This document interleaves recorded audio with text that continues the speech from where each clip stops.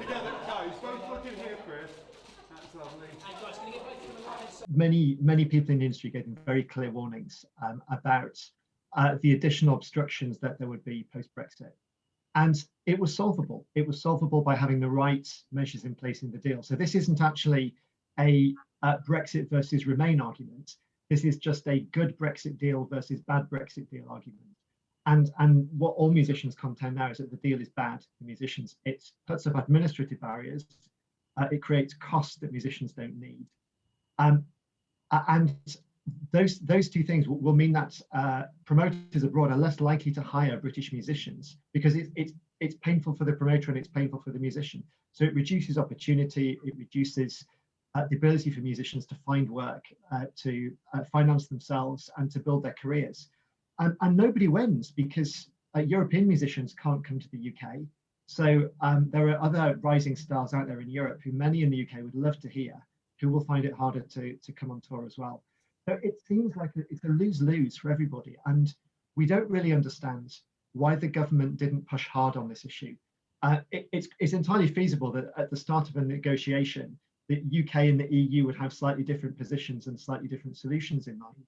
But you have a choice as a government, either to fight forwards and find a solution that works for everybody, or to step away and give up. And it feels like the government didn't fight for musicians in the way they ought to have done.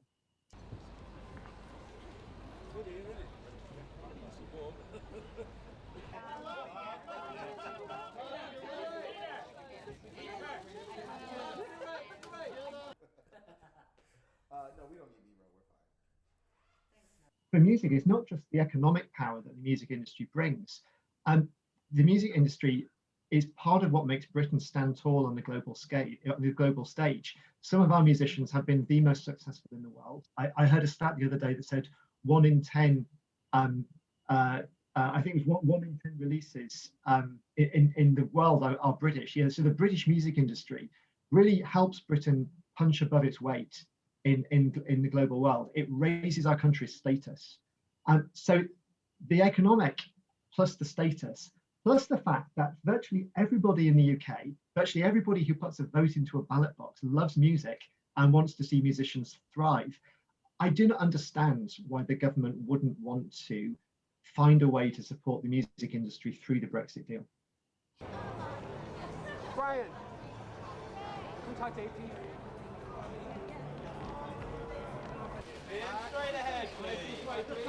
Just stand the front, please. Ian, straight ahead. Stand the front, please. Yeah? Ma lui è cantante. That your fans are. So it's lovely for that. It feels a little bit warm at the minute, but when it's going, everyone's mixing and